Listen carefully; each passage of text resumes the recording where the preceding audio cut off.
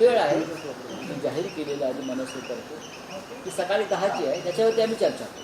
बरं, मनोमिलन होतंय का? कारण मोर्चा एक निमित्त पाहायला मिळते. कारण कालही बघितलं वरुण सरदेसाई, संदीप देशपांडे, आदित्य ठाकरे अशी जे नेते एकमेकांना भेटतात, त्याच्यामुळे युतीच्या चर्चा सुरू असताना अशा प्रकारे एकत्र येणं आणि पब्लिकली भेटणं, तर त्याच्यामुळे आगामी महापालिका निवडणुकीसाठी हे चित्र दिसेल एकत्र भेटण्याचं. पूर्वी एक काळ असा होता की हे सगळे लोक एकमेकांना भेटत नव्हते, भेटण्याचं टाळत होते, किंबहुना रस्तेही समोर दिसल्यावर बदलत होते.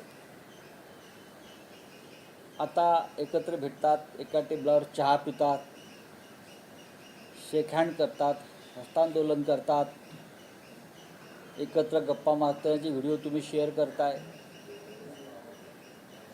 कार्यकर्त्यांनी तर हे ठरवलं आहे. आता हे एकत्र दिसणं महापालिकेत सुद्धा पाहायला मिळणं आमच्या सगळ्यांची ही भूमिका आहे की मुंबईवरती जर मराठी माणसाचा झेंडा फडकवायचा असेल, तो सातत्यानं माननीय बाळासाहेब ठाकरेंच्या नेतृत्वाखाली फडकलेला आहे.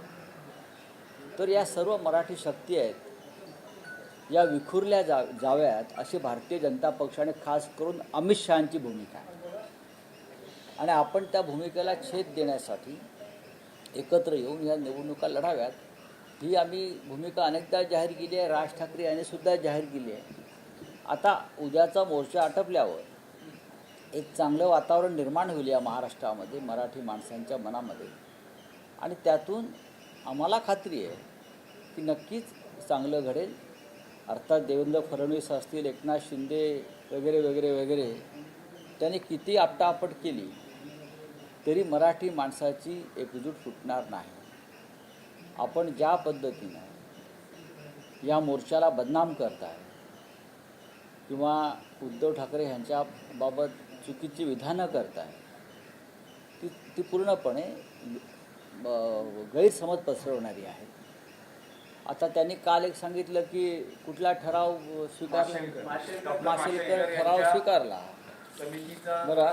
त्रिभाषा सूत्रीचा डॉक्टर माशेलकर यांच्या अध्यक्षतेखाली जी समिती नेमली, त्याचा अहवाल